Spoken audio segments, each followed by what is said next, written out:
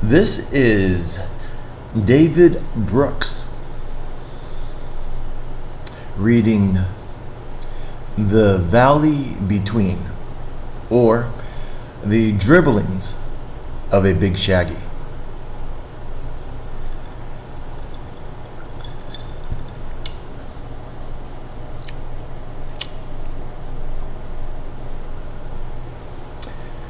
Some people radiate joy for family, cause, community, faith, and living for others.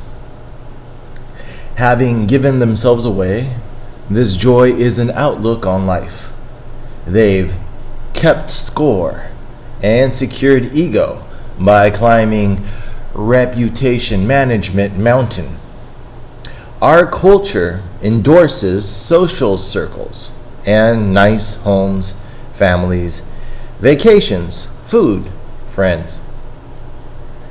But they've asked themselves, is this all there is?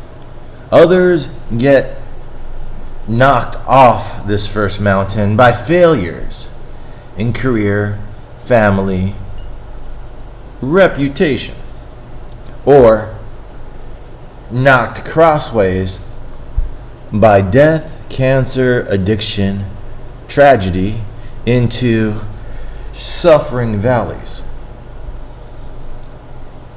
Seasons of suffering break people open, revealing layers they have been neglecting. Some become afraid, resentful, smaller, lonelier, with eternal grievances and tantrums. Others see deeper and transcend the self to become whole and love thy neighbor. Those made larger by suffering rebel against ego ideals of selfish desires. Opposing mainstream power, fame, consumerism, they seek morality, responsibility. They are brave enough to change motivations, becoming other-centered. This bigger mountain, though more satisfying, doesn't require rejecting the first.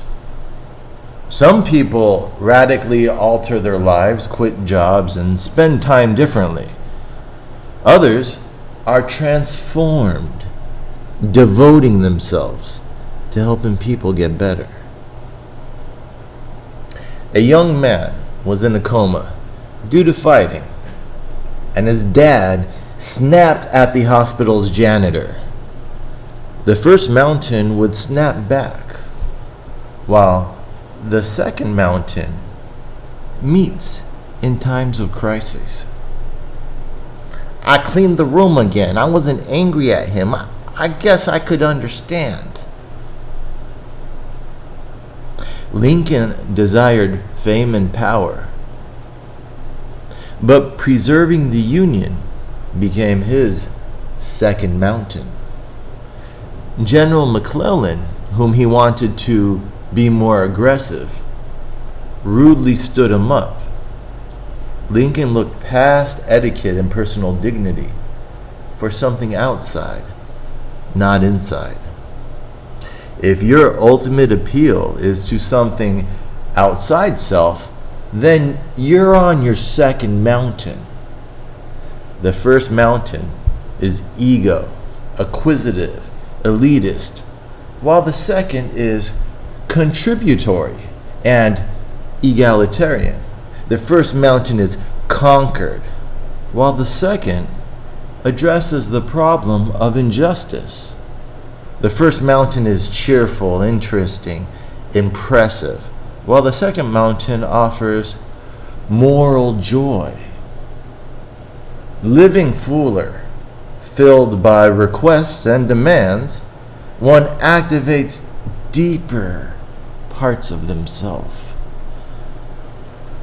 Second Mountain orgs transform permanently through purpose, rituals, origin stories.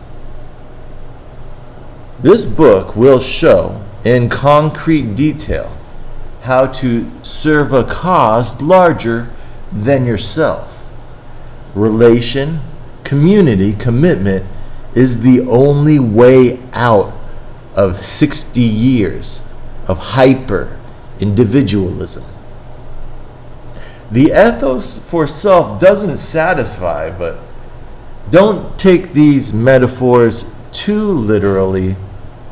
For example, there's my second wife, former employee, 26 years, my junior. It's a good girl.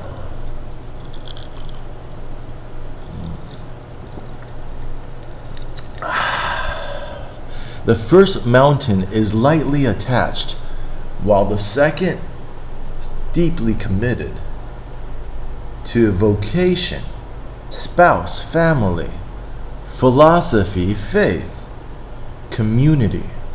Commitment is a promise without expectation and determines fulfillment. To be self-centered is normal. We fall short because of limitations, not ideals. Since my last limited book on character, I've had an advanced education in living. Imprisoned by individualism, I believed in willpower over sin and weakness, but surrendering to causes and people provides a moral joy better than character. I have become radicalized because society's cultural, moral structures are not fine. Individualism is catastrophic, and the whole cultural paradigm has to shift.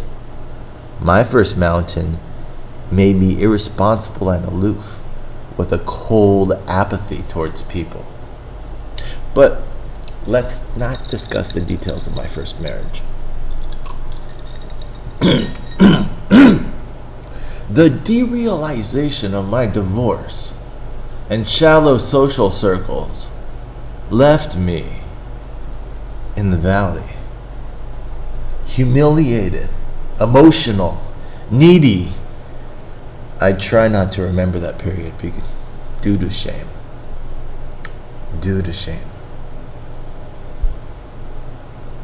My divorce was due to success, which failed to fulfill. This book is my penance. I'm not really a writer. I just quote wise people like a beggar with found bread. For 60 years, capitalism, meritocracy, social sciences promoted money, status, power. Political corruption is due to individualistic values, rotting moral foundations. We need more emotion to cure emphasis on reason and conspiracies against joy. Don't reject the pleasures of egoism, but rather shift values and structures of power. The second mountain is enchanted, strange, and mystical. Approval and careers are a sun lamp, while joyfulness is sunshine. Public conversation defines good living constitutionally as the pursuit of happiness. It's important to distinguish happiness from joy. Happiness deals with success, ability, and sensual pleasure. Through love, family, natural beauty, and friendship, joy transcends the self. Narcissists can't give up their first mountain due to their shallow sense of reality. Happiness is fleeting, while joy is enduring. Joy is reality. For years, I've been collecting accounts of when life is full, meaningful, complete. I've created a hierarchy of joy, of which the first category is physical activity. Collective ritual, like marching in military formations, offers wonderful physical flow. The second category of joy is celebratory dance, such as found in Orthodox Judaism.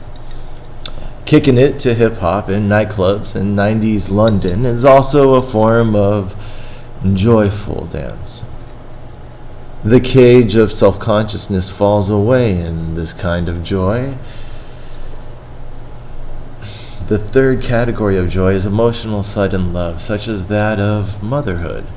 Watching your kids play on a perfect lawn is one example of this liquid joy.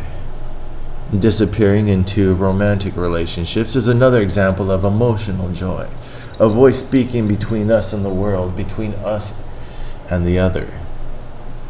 My fourth category of joy is derived from unexpected contact with pure spirit.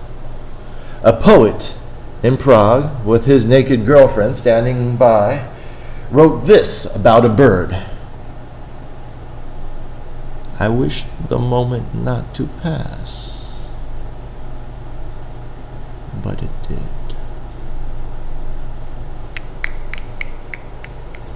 Spiritual joy provides blissfulness in the face of death, such as Tolstoy and his mother. My fifth category of joy is feeling at one with nature, universe, God. A professor of theological studies described hiking in mystical terms in his own book. These transcendent moments are a hidden reality, like Plato or Ralph Emerson. C.S. Lewis and St. Augustine also describe spirituality in transcendent terms. Jules Evans broke his back, but felt okay about it. A strong majority of people relate mystical experiences to conceptions of the infinite. Moral joy is the highest category, beyond skepticism, weird biology, and odd sensations. Pope Francis, Bishop Tutu, Paul Farmer, Yo-Yo Ma, the Dalai Lama exhibit moral joy. Moral joy can begin as moral elevation according to social psychologists. Powerful moments of moral elevation inspire, like shoveling an old lady's driveway. Actions elevate or degrade your personality towards goodness or cruelty, callousness. Rather than fear and insecurity, those who surrender to loving commitments radiate joy. Incandescent souls take on the heaviest burdens, not pleasures and delights. Permanent moral joy is turning desire outwards for others, like fostering children. A Roman Catholic priest said, compassion shifts from preoccupation to fellowship. David Koch, Condoleezza Rice, and Madeleine Albright oversee my philanthropy. After-school programs, Somali refugees, car dealerships, and developers are a community. Charisma equates to flowing moral joy. Helen Keller told me that there is joy in self-forgetfulness. A professor at Yale claims that joy is the expression and manifestation of a good life. Though happiness is proper, big game joy is worth hunting because we are mortal. Happiness fades, while committed joy transforms through an outpouring of love.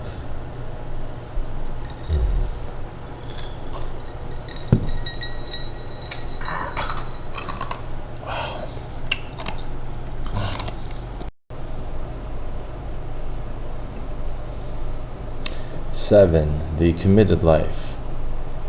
My second mountain concept is a counter-reformation against individualism. It is moral, dependent, and passive, capable of explaining both love and cruelty. It is generous attachment. Instead of loving yourself, you should surrender, like the women in the Bible. Commitments to vocation, family, faith, philosophy, and community are all similar. Commitment begins with inspiration and is measured by time. Most grow love in cautious stages that eventually become deep and permanent. Tickled over time. I've not been hooked by love like foundational authors of the canon. I haven't trembled in agony before God, crying how I've been forever changed. Political causes, ideas can also subjugate through this type of transformation. Love is commitment, with its deepness measured in fidelity. It is an irrational promise without expectation of return. Musicians, worshipers, scientists, soldiers, patriots, lovers exemplify love as an identity. Contracts benefit, but covenants transform. Communal property states exemplify the commitment of marriage. Since emotions are fickle, the state should bind love with law, like other institutions. Structures support love when it falters. Commitments produce benefits. Identity can't be formed alone. A corrupt third world country can offer identity through existential urgency. Capacity is freed through chains of restriction that protect from destructive desire. Freedom through bondage. Commitments build character, and fatherhood is disciplined service. Love compels vows, requiring sacrifices to create habits that change one's nature. Desire is only replaced by desire. Altruism is selfishness. Temporary, provisional, and permanent commitments are the school for moral formation. Define yourself through passionate emotional intensity. 8. The second mountain. Inner city youth can meet their needs by befriending the rich and joining their vacations. I personally hugged such a youth once, with dreadlocks dripping over soulful eyes. We discussed GEDs, vocations, and healthcare, sexuality and depression, over spicy chicken. Joking and laughing, I avoided the crap in his life. These street kids select their new chosen parents, like flowers seeking the sun. Homeless, fostered, abused, and abandoned, misled. They are now enmeshed. Inner cities are fantastic for black youth, who can gift intolerance with entertainment. Love burst into flames, mysteriously, transforming us all. My friends raise money to educate these large, loving, hot messes. My friends spend 40 times your effort as a parent, literally saving children's lives. Life compensates the exhaustion of befriending unquestionably ethnic youth. This is my philosophy. And your cure. My friends at a think tank for war profiteers suggest isolation as society's main problem. We find people everywhere to fit our molds. effortlessly recruiting in the dozens. Jade Bach, Stephanie Hruzek, and Sam Jones. You've all earned my praise. And I can praise up to 1,000 more for joyfully embodying their labors indefinitely. The concept of heroic altruism didn't exist before the inception of America. I recognize teachers, artists, soldiers, owners in society, but especially the profitless. This is where I derive the values which I now share.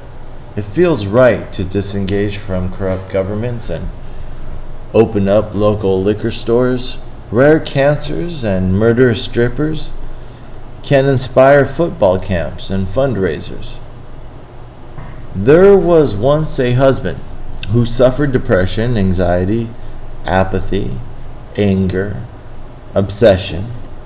One day, Mommy came home to the cold, bloody bodies of her biblical children. Confused and unaffiliated, her husband had tried to shield them from guilt with murder. Now manic, hypercharged, and a bit out of control, she exemplifies my second mountain. With ferocious servitude, she works to compensate for the gory details of disparity. Anger and indignation fuel this defiant love. Emotionally shifted, their desires have been transformed through murder. I define 6 layers of desire as material, ego, intellect, altruism, romance, and spirituality. Man-made political economic systems have neglected cooperation for centuries. Intellect, altruism, romance, and spirituality are emotional and moral motives. Realizing shadows and bright sadness, we fall upwards into the wisdom of suffering. Testimonials from my readership validate my arguments. Hearts can be shattered and scattered, or shamelessly broken open into new capacity. Rabid dog, dead grandma, beatings, dead child, gangs, drugs, danger, abuses inspire joy. Nonprofits shine brightness into cruel slums, spreading unconditional mother love. They help victim communities recover from the economic predations of globalization. I associate with and promote the fanatically dogmatic and irrationally uninformed. I associate with and promote the fanatically dogmatic and irrationally uninformed. These have become indoctrinated to assume responsibility for the world's ills. Radical hospitality means recognizing all lives. It's a calling for which people are chosen. Let's go to the wheel and surrender yourself to paradox. Self-initiated conscious choices cannot give meaning to your life. Reckless, irresponsible acts based upon simplified logic trump moral reflection. Dignity is derived from appearance. People don't realize the labor they give freely away. A gift transforms isolation into care. Realistically accepting long-term injustice and a lack of leadership provides stability. Deep relations eliminate loneliness and provide change. Social safety nets service the homeless, poor, traumatized, but don't transform them. Individuals with intrinsic morality and not organizations and systems drive change. According to my second wife, trust is honesty within the context of love and accountability. Creating space for deep conversation is as important as getting shit done. Understand that people project and conceal hatefulness due to their own pain. Victims of violence who might be crying for help require patience, not punishment. Your own crooked heart should keep you from judging others, because we all sin. Language that enforces hierarchies insults a person's dignity. We need new holistic approaches to education and healthcare. And we should define charity in spiritual terms. Battles with angels, deaths of ego take us beyond our own mortality. Second, mountains shift from the egocentric immaturity to selfless maturity. There was once a Dutch Jewish girl with a distant father and a needy, chaotic mother.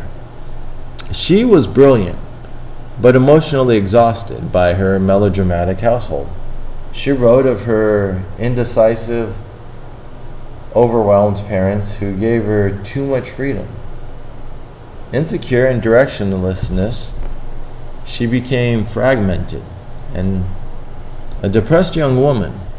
Torn apart by her independence, she dreamed of structure through companionship. As the Nazis invaded Holland, she began seeing a therapist who molested his patients. The therapist complimented her physical and mental fortitude.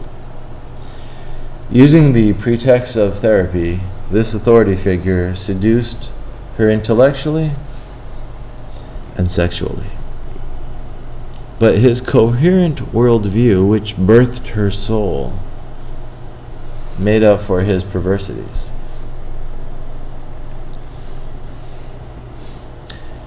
His death taught her passive meditation and reestablishing connections with eternity. One day, while meditating on a tree, she recognized her instinctual analytic nature. She let go of obligations and moved unconsciously, realizing spiritual peace. She longed to urgently become an instrument for someone's patriarchal deity's ideal. She began to practice kneeling, which arose an almost sexual degree of shame.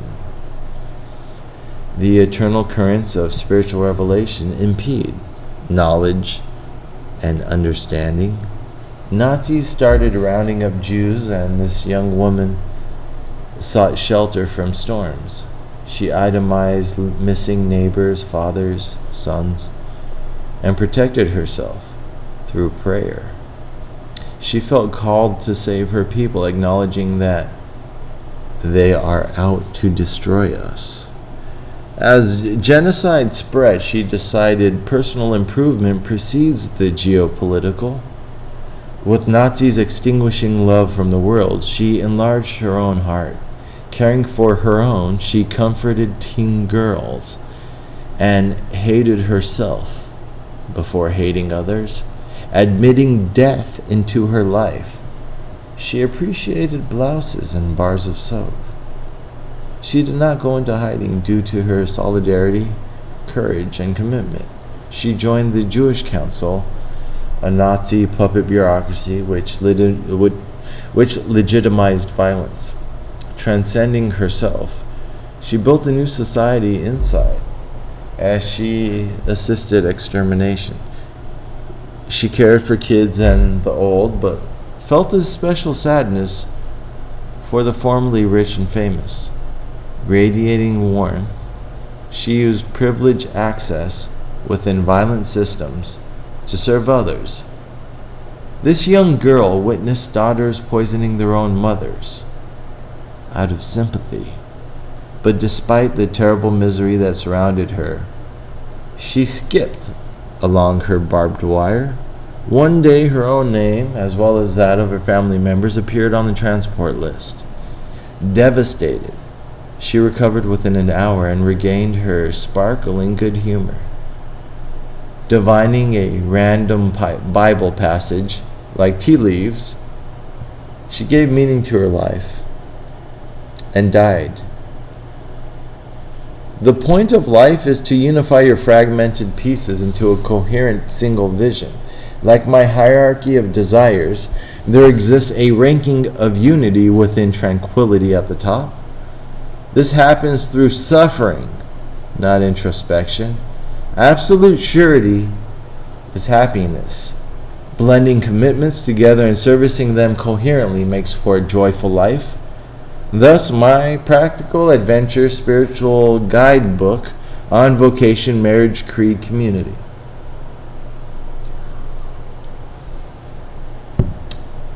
The Four Commitments, Part 2, Vocation. 9. What vocation looks like. Whew.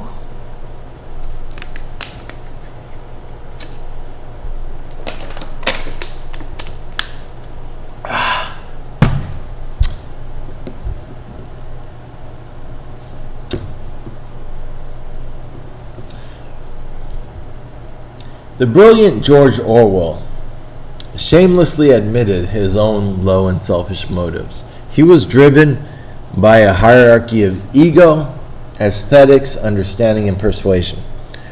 Working the beat in his empire's largest colony, he considered transferring departments. Officer Orwell played homeless and got a job, giving him credibility as an anti-authoritarian. He then claimed possession, reinventing writing in a painful illness of self-suppression, helping anarchists in Spain lose the Spanish Civil War. He decided truth is not absolute. He non-sarcastically pledged himself against totalitarianism and for democratic socialism. Purified by war, he ruthlessly wielded a smoldering anger against friend and foe alike. A joyless, conflicted man, he came to be canonized by militarizing hungry mobs.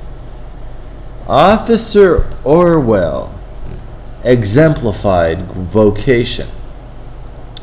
Careers engage attention, motivation, identity, empathy, memory, truth, and language. In contrast, a vocational calling irrationally sinks into a pre-evolved reactionary self. The concept of calling can originate from personal bias. It can also be due to framing history morally in collectivist, racist, and gender terms. Since nature has no meaning, authority provides a method to avoid self-destruction. Victims should take responsibility and serve their captors, forsaking their own happiness. A vocation compels its host toward irrational acts and eventual self-enrichment. Officer Orwell shows how identity can be constructed as ex post facto rationalization. A poet walking home after a party was once inspired by nature. He describes himself thankfully bound to a secret pact under the threat of moral judgment. He compelled himself, then and there, to capture his emotions and complete his destiny. But that's probably not how it happened. The poet had some rich friends. One died and left him with a stipend, while another gave him use of his grand estate. Vocations can seem spiritual, but actually just be the rebranding of confused screw-ups.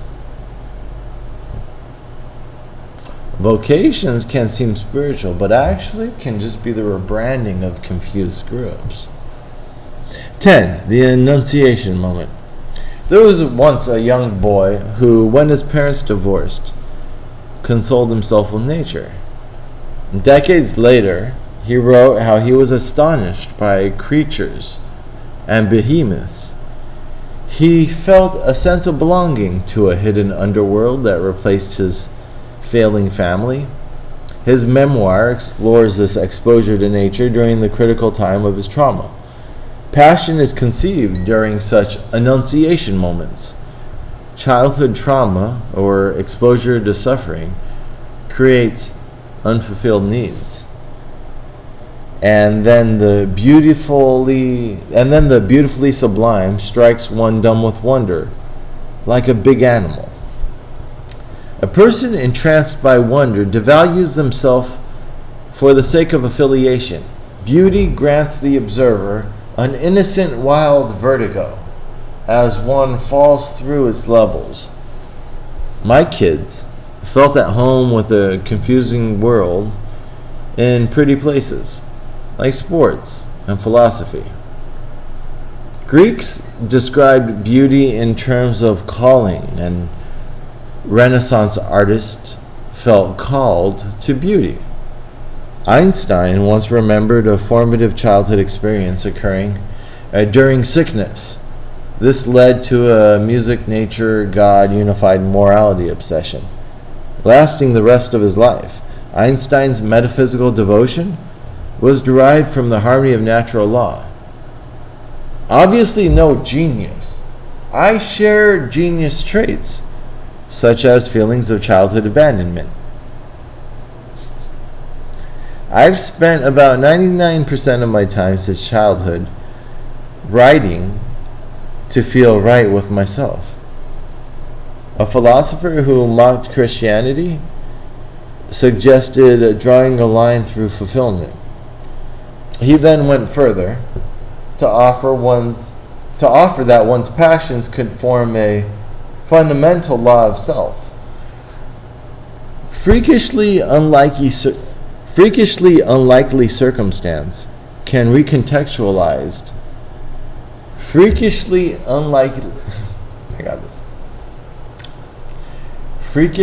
unlikely circumstance can be recontextualized upon retrospection. A lack of possibilities becomes good fortune. That boy with a broken family was blinded. That boy with a broken family was blinded in one eye during a freak fishing accident. The same year, he found out he liked ants, which was convenient considering the eye. He found out he liked ants, which was convenient considering the eye. He's since achieved scientific greatness, reacting to trauma with professional passion. Okay.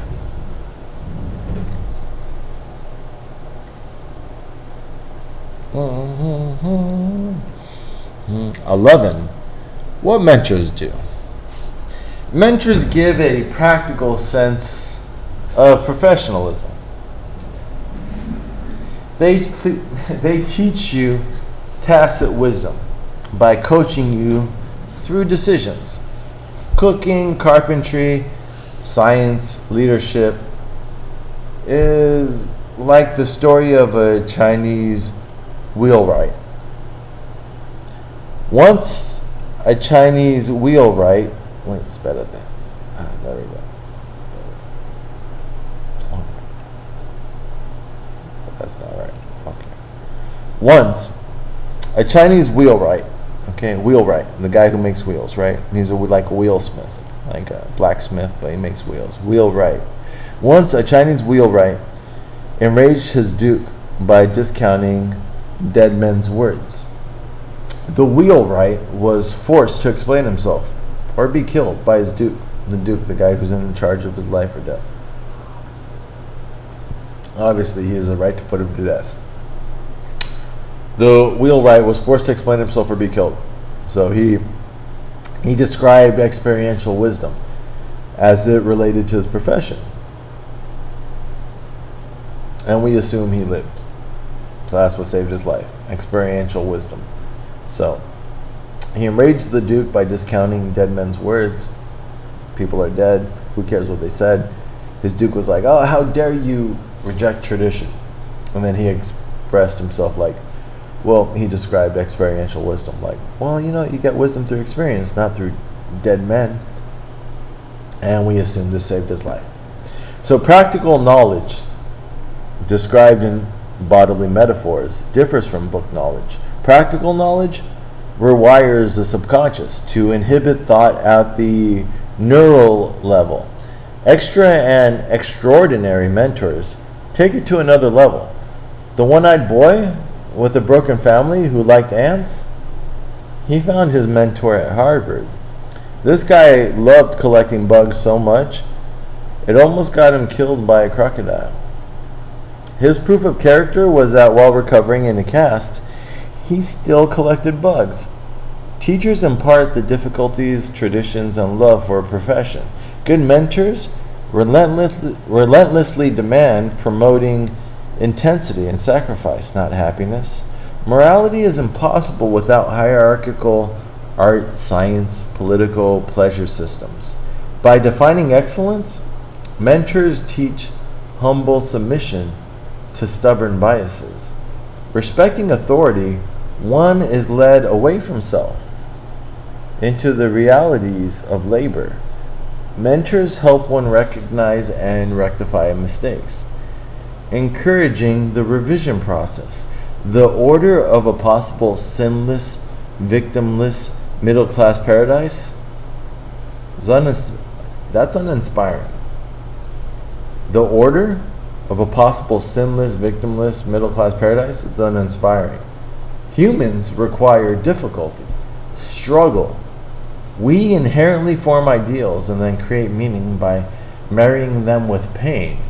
Eventually, you must cut proteges and children off, never to be close with them again. Life will always be big and baffling. Everyone dies alone. Everyone. Life will always be big and baffling. Everyone dies alone, is what I'm saying. My name is David Brooks, and I am telling you that everyone dies alone. That is what I suppose that is what I have to say. Imagine the choice of becoming a vampire was strength, glamour, ability, immortality. If this choice was irreversible, would you do it? This is an example of a transformative choice which changes you, which changes who you are. Marriage, kids, emigration, and affiliations are all vampire choices. These choices don't involve reason because there's no data on your future self. The lingering shadows of choice cause infinite renunciation and a lifetime of regret. Divorce, career changes, and failures to increase shareholder value are for screw-ups. It's a mistake to sink when you're standing. It's a mistake to sink where you're standing and let circumstance influence decisions. A German theologian, as well as 2 psychologists, doubt the existence of free will. So how does one make big decisions? Some rely on feelings, others trial and error, but feelings and intuition are not good enough. Recently, I wanted a job, but after being rejected, I rationalized I didn't want it anymore. Science and personal experience shows me that intuition can be a sad mistake. Intuition is just pattern recognition, which for vampire choices means guessing. Our culture dictates that we should make decisions based on the scientific method. This includes preparation, investigation, evaluation, confrontation, selection. Another useful framework is the 10 minutes, 10 months, 10 years rule, or viewing enough houses to be certain to have covered the market. Reason is meant to counteract personal biases, like creating false dichotomies. Ultimate moral purpose and meaning can neither be decided intuitively nor rationally. The meaning of life still being lived is a matter of ultimate horizon, and so defies logic. Career advice gurus advise to identify strengths and talents, but vocation requires capturing depths of being because knowledge is plentiful. Your emotional commitment translates to your work. Daemon is a Greek for obsessive interest born of childhood trauma, love, or longing. Some kids are delicate and others take abuse better, but peak power requires trauma. A reactive, disrespectful child eventually committed suicide, but achieved social success. The artistic renaissance was driven by a clash of values. Individually, socially, obsession instigated by developmental trauma is a nuclear force. Reactions to childhood trauma exist within the unconscious, or the Big Shaggy. 99.9996 of all information is processed within this Big Shaggy. What one says and thinks differs from what one feels within the Big Shaggy. Kids lose their access to the Big Shaggy by overthinking, like my love for movies. Moral transactions are more binding than economic, which hide the Big Shaggy. Bland bourgeois life blankets big shagginess with dead thought and cliched emotion. Love exists within the vulnerability between the extremes of heaven and hell. Trauma and its subsequent rationalization just happens as we settle for false narratives. Analytic, economic, prudent, professional, comfortable activities cover the heart and soul. There was once a child prodigy, pushed so hard he became deeply depressed by 20. But then he read some poetry and decided to improve the social condition of mankind. The boy discovered an infinite desire to religiously cultivate the feelings of others. I once ate dinner with a contracted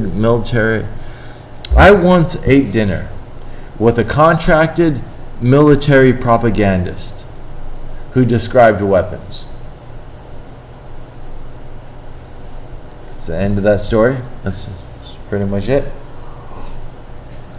Once there was a thick girl who inspired by thick dancer.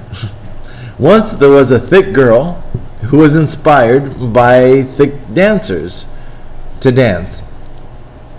I know another woman who hates humans because one of us killed her mom. So she changed careers and became a chef. Social problems originate on Indian reservations, not in office buildings. I don't care about campaign finance reform, like my friend who's made it his career. Child. Looking for a calling means searching for mistakes and failures of humanity. Commitment eclipses love. Some hold out, but most realize they're best fulfilled by becoming tools for institutions. Dogma eliminates questions of purpose. Just throw yourself among the fishhooks of society and hope to get caught. Fit into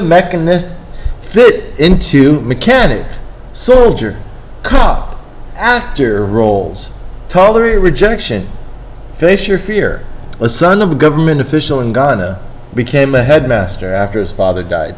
He pilgrimaged to the American Empire, thriving within its exclusive power structures. He then returned to Africa with the capital to influence thousands over decades. This man feels obliged to educate others. He's ignored 99% of his obligations because the world is full of problems. Instead of unifying responsibility, he ranks them. This man believes that those born with privilege deserve leadership roles in society. One should be molded by their environment, he continues. They should be obsessive with their aims. Reacting to his position, placement, passions, he plans to educate continental Africa. He envisions 25 supranational institutions influencing 3 million people over 50 years. This feeder system of young profiteers will cost $5 billion to spread his values. So far, he's maintained an exclusive 3% admittance rate. This is an epic example of someone who's projecting their biases.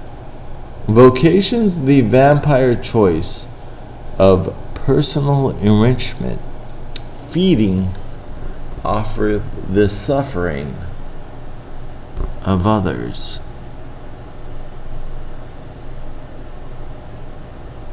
Okay. We're done for today. We're gonna try day 2 tomorrow. Mike shoulder. A little bit done.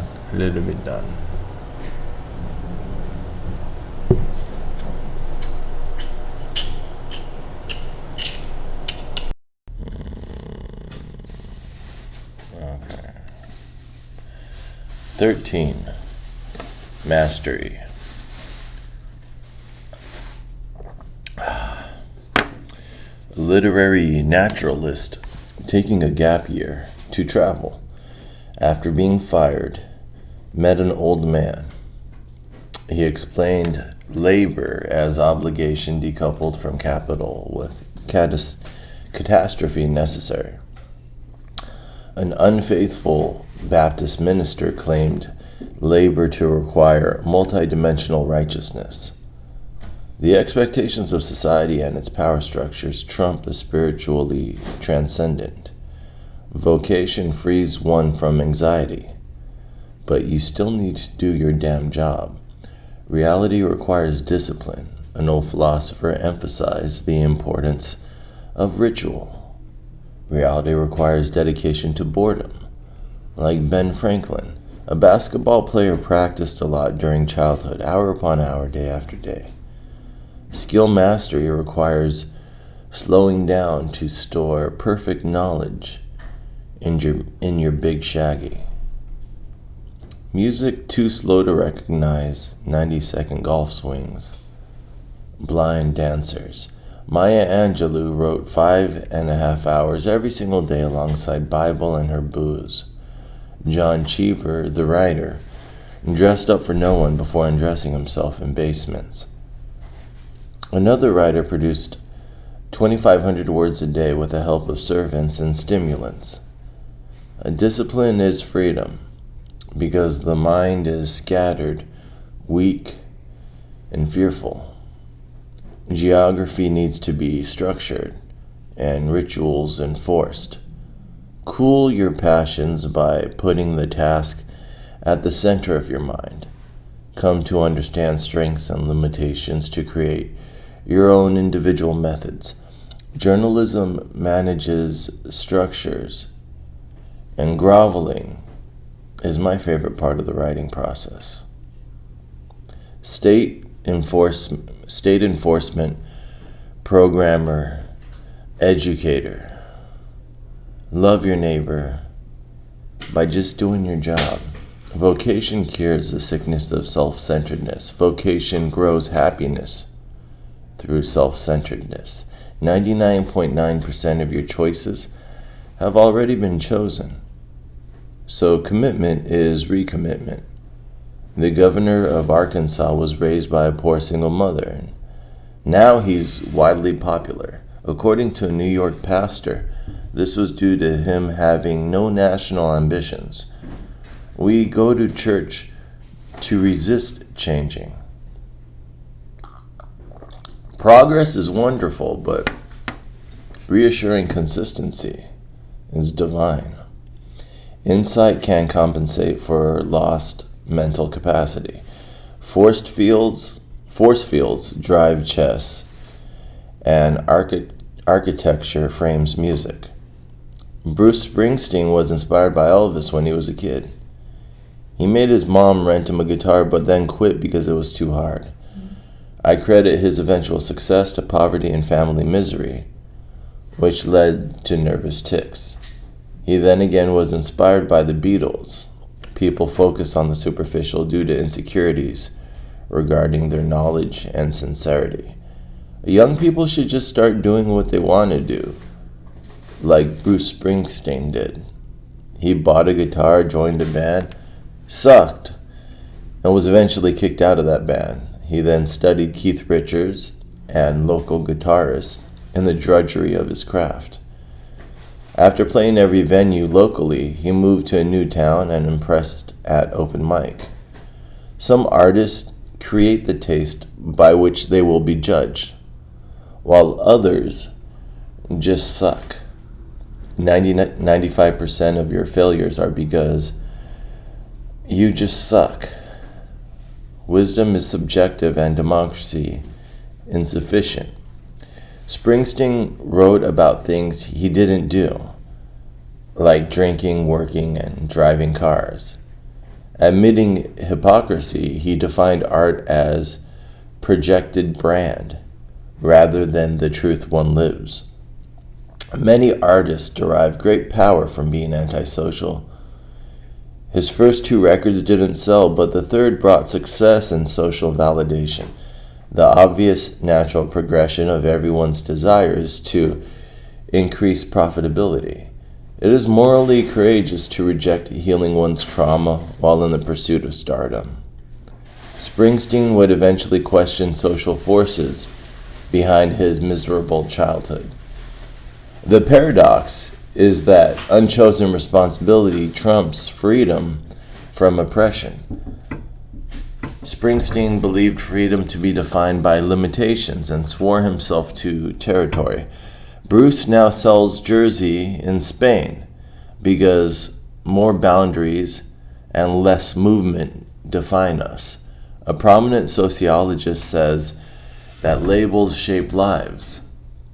Houses in black neighborhoods lose value over time, though anyone can self-identify. This sociologist gave up a good job for a shitty one, trying to be helpful. Life is coherent and foolish when one totally commits to submitting to a central good. Chapter 14. Part 3, Marriage. 14, The Maximum Marriage. A poet was once married to a much younger wife until she died of cancer. He mourned her for 2 months before dating again and repotted her avocado after a year. A person understands the brutal grind of marriage most powerfully after ending it. But let's not talk about my first wife. Marriage contains private jokes, stories, familiar anecdotes, and endless planning. Cliched passages from the Bible really do define marriage. George Washington agrees. People who don't get married are living in black and white. My friend was willing to care for his wife the rest of her life, and she was even his own age. Marriage is violent insurrection, an invasion, with happiness a lucky dream, until we die. Youth makes the lover, while age makes the spouse. Old couples are single divided beings on the other shore of mortal trials. My friend who used to write Jimmy Carter's speeches has a pretty good marriage. 15% of marriages stay passionate because daughters were loved and boys are lonely. Sometimes it feels magical from the first time. Some couples fight but can't remember what they fight about. A marriage should last at least 10 years. Some people would try to scare you into not trusting your passion. In fact, a lot of books give that advice. This is for a couple reasons, but mainly divorce culture. And then there are companionate marriage that don't even fuck. Some women prefer this so they can have more time to hang out with their friends. And finally, this damned individualism. People these days are trying to increase their self-esteem by growing together. My conception of marriage is a Bible cliche, not support of autonomy. A Holocaust survivor once recognized the toxicity of American consumer culture. Marriage used to form disciplined, ordered careerists, but society's no longer on script. Married with children drags, making happiness through self-actualization impossible. Souls desire the pursuit of ideals that can only happen through scripted service. Joseph Campbell agrees that dignity only exists within surrender and dependence. Like Cortez conquering the Aztecs, one marches into love with total abandonment. It's dangerous to think marriage isn't a crisis, because living with me is impossible. People are pretty much compelled to be less selfish through constant daily grinding. Marriage begins under illusions of perfection but reveals selfishness and flaws. This leads to projecting your faults. Some marriages are mutual agreements between enemies to not judge each other. But people should judge themselves and take responsibility for their selfishness. Marriage is surveillance that reveals stupidity, like asking recognition for feelings. When you act against divine law, you hurt the person you love most of all. Love is hard because dependence is humiliating. Marriage demands and dismantles the heart, providing knowledge necessary for love. Take joy in victories and be gentle in correcting vices. Fight under the banner of love, demanding and surrendering nearly everything. Avoiding danger through commitment. Marriage is the recognition of society.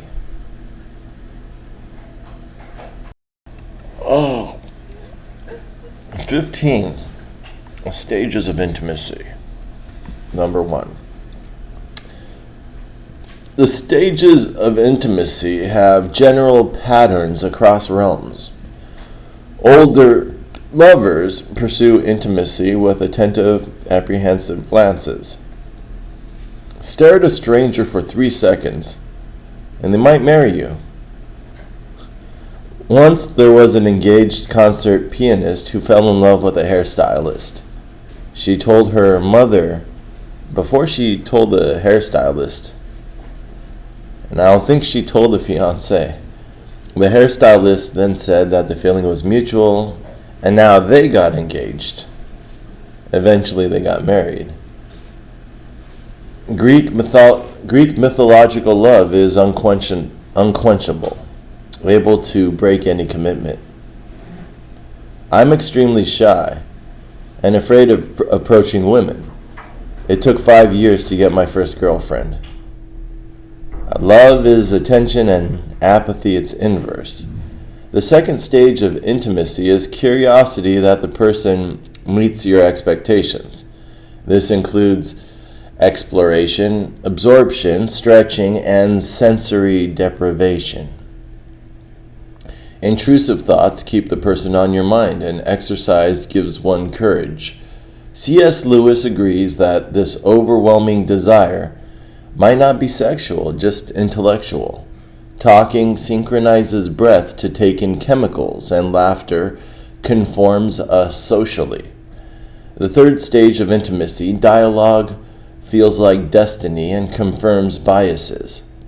Share biases before becoming vulnerable, because morality is a social construct. When I eat at restaurants, I judge the conversations of others harshly. I fear pain, failure, and introspection. Self-destructiveness hides in my big shaggy, shaped by the trauma of my childhood. Most relationships are shallow because people are estranged from their inner selves. Cultures based on Christianity display a fear of commitment and introspection. Fear is cured through action, not understanding. Dialogue begins with shared interests. It then transitions to the narrative of your life and loves. I am insane to my core due to a lack of courage, self-worth, and love. My first marriage faded gradually, like an evaporating lake, as I advanced into my second. We reveal ourselves by how much we pay attention to others. Maturity mirrors goodness, and bad people project their own confusion. Marriage is the overcoming of objectification through good conversations. 16. The stages of intimacy, number 2. Washington kept indiscretions private, but gave his granddaughter relationship advice. Both fire and love are flaming altered states. Protection is embedded within passion. Shared activities and entertainment transfer energy, making couples feel closer. With the innocence of children, they begin to understand each other without fear. Alan Bloom described Jean-Jacques Rousseau's Emily's agony over Sophie quite well. Let me repeat. Alan Bloom describes Jean-Jacques Rousseau's Emily's agony over Sophie quite well.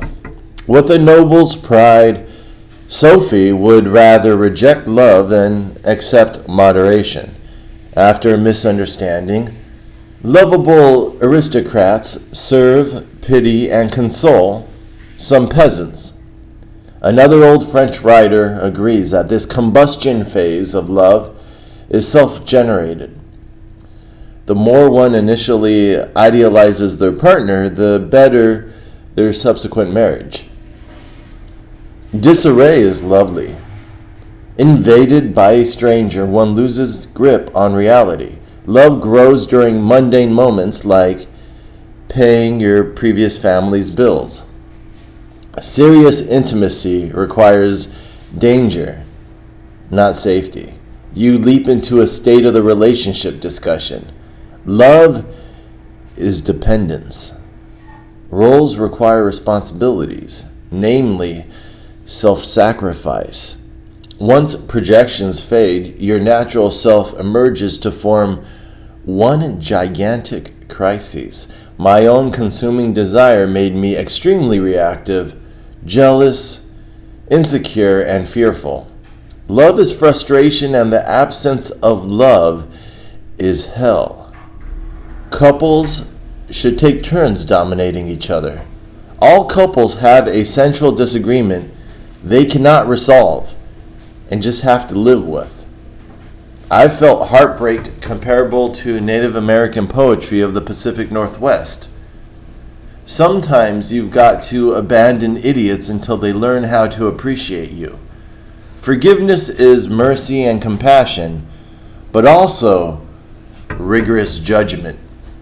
MLK Jr. agrees that we should expect people to disobey the divine law of a Christian God. Vengeance is natural, and anger and resentment take strength. Don't expect complete honesty as I dribble my sin on you. Mistakes require judgment to determine the character of a person. Don't ignore the divine law of God. Endure your season of shame. Suffering matures love and differentiates the children from the wounded soldiers. I smash egos to climax, full bore, plowing fertile soil and leaving jagged stones behind. I smash egos to climax, full bore, plowing fertile soil and leaving jagged stones behind. It's a good line, right? Did you hear me? I smash egos to climax, full bore, plowing fertile soil and leaving jagged stones behind. Alan Bloom writes really well.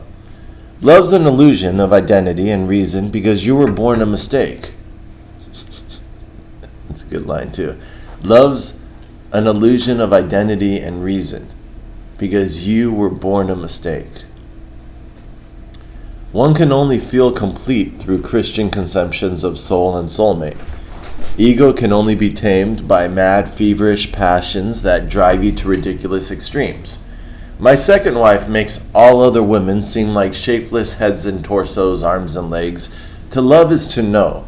Granting honor and respect has nothing to do with love, which is mostly giddiness.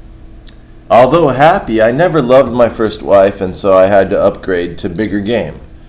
I like Wuthering Heights. It's a sad book.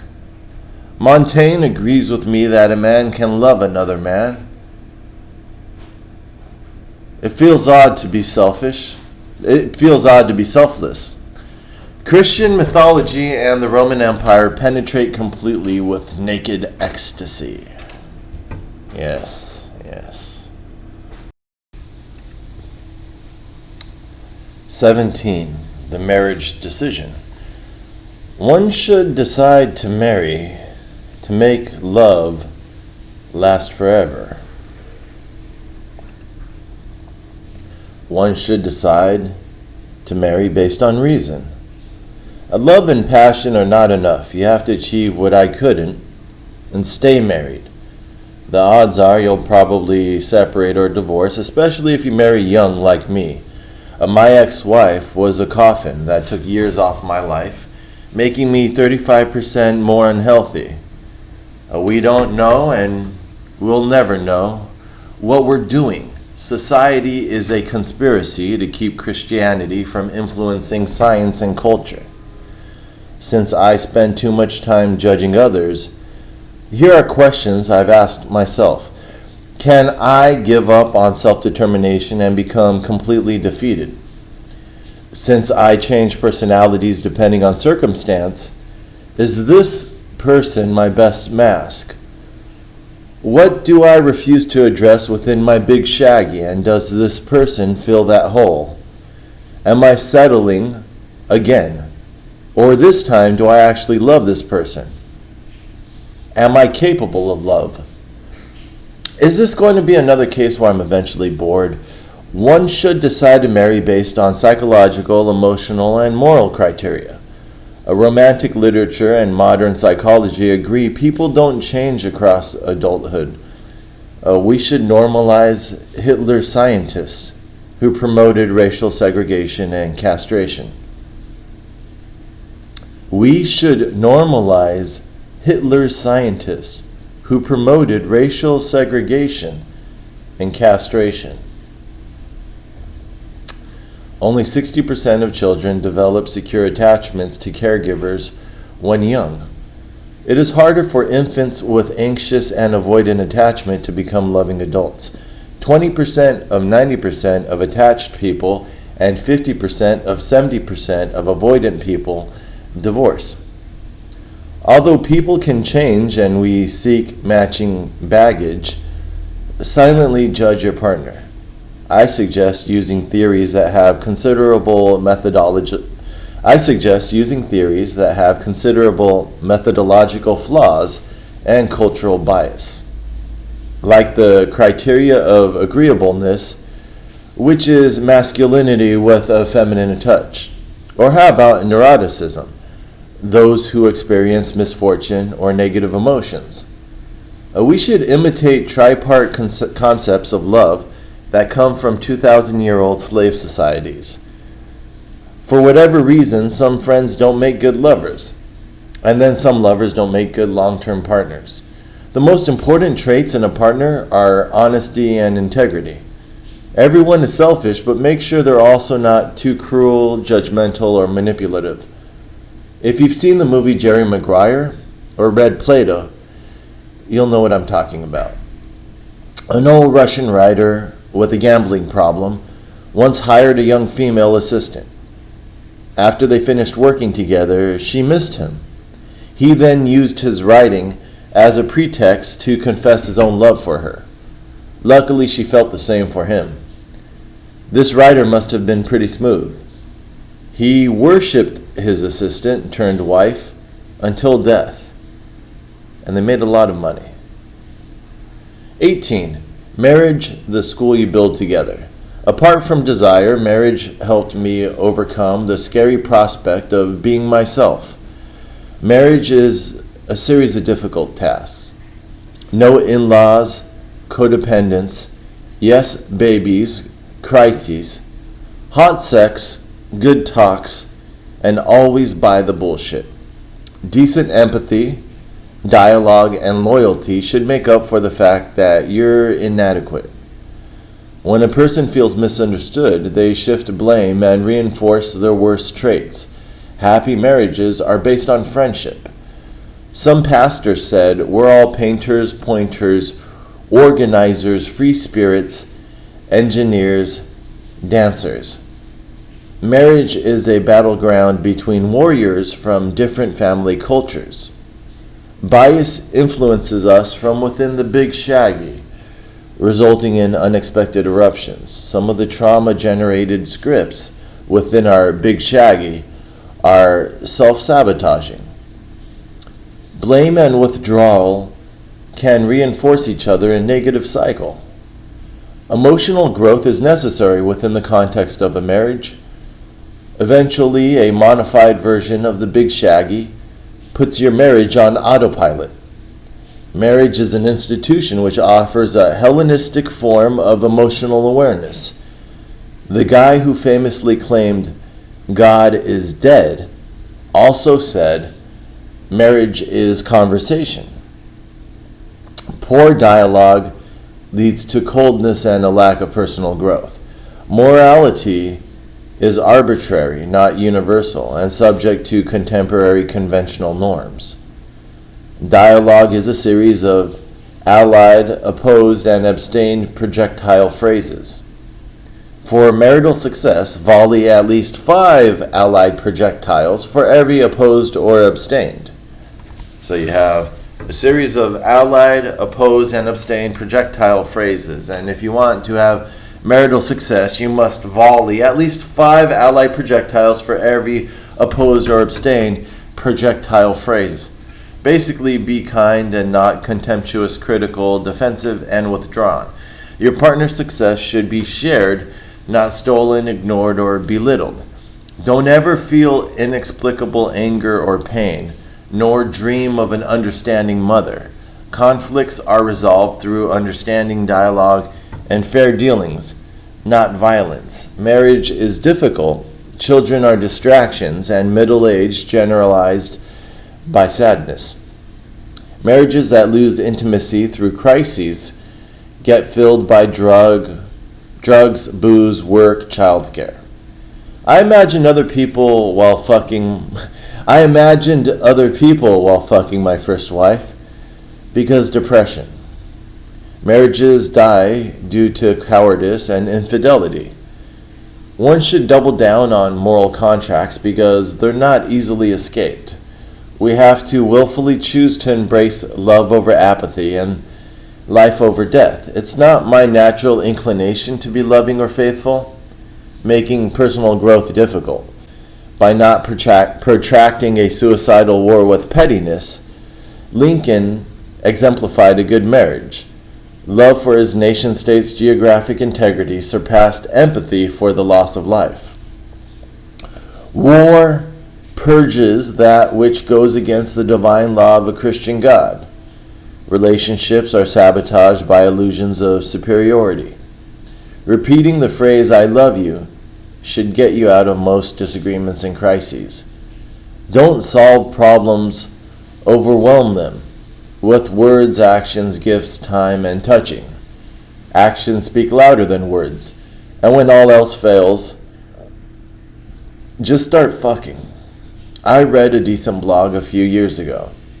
It said it's okay to go to bed angry. The blog said we should feed our spouse's ego. It also advised that you don't confide in your own mother.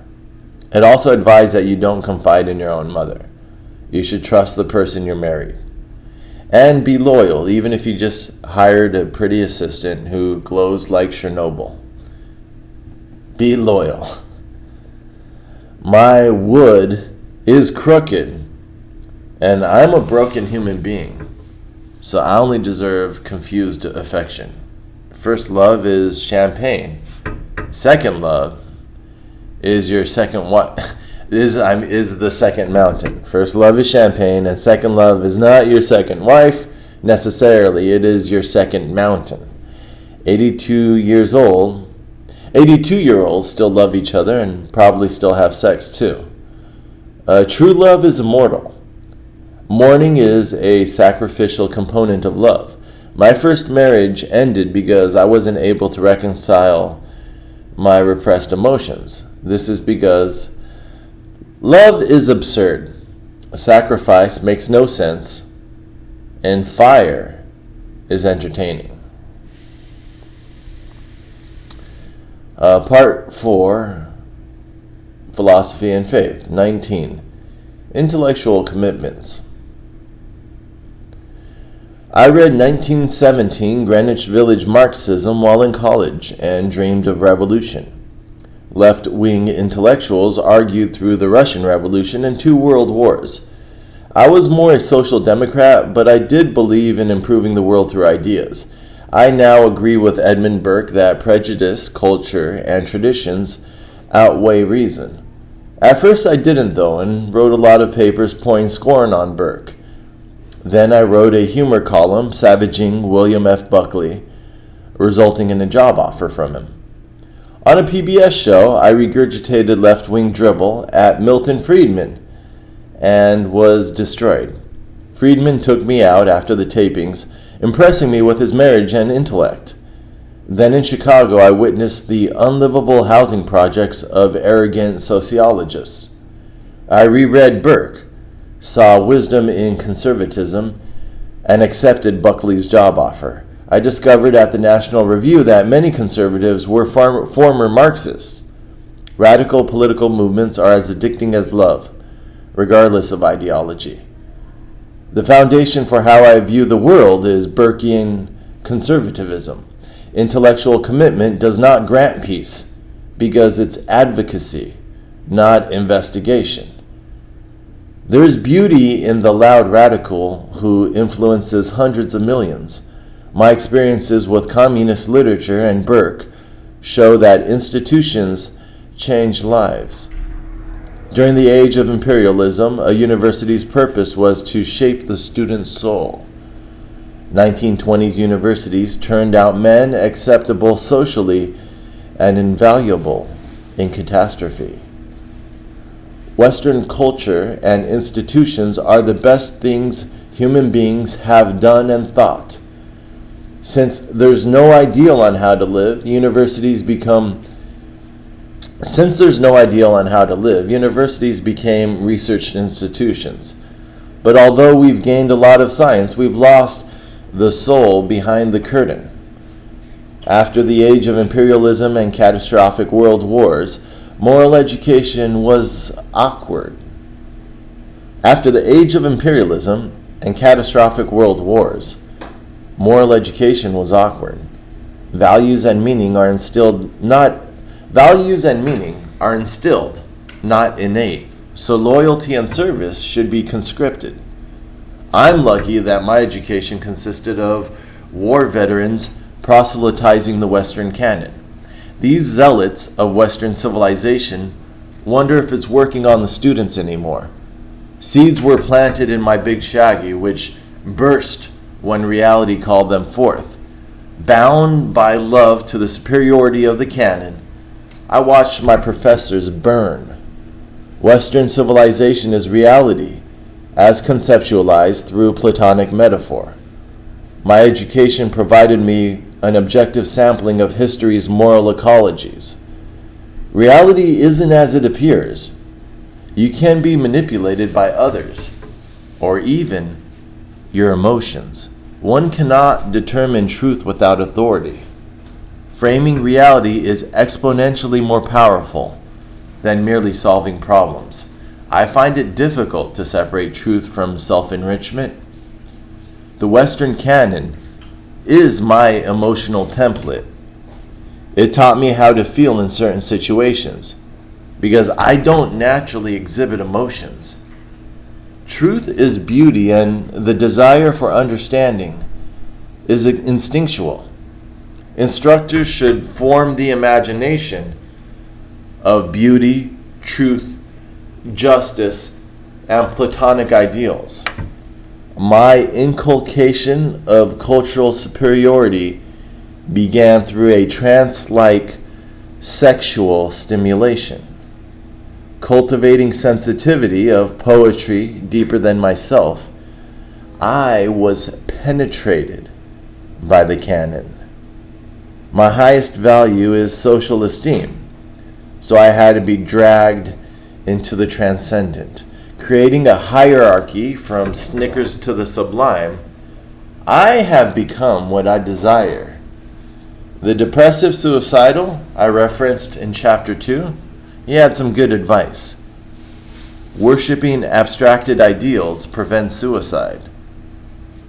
It didn't work for him, but still.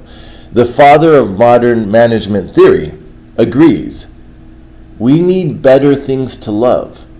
The true wine of the Western canon trained my heart and left me socially awkward. My higher education was really about creating a hierarchy of values, which I now live. Artists and intellectuals are destined for dissatisfaction and sadness. By the way, I taught at Yale. Since love is a game of comparison and hierarchy, ultimate joy requires indoctrination.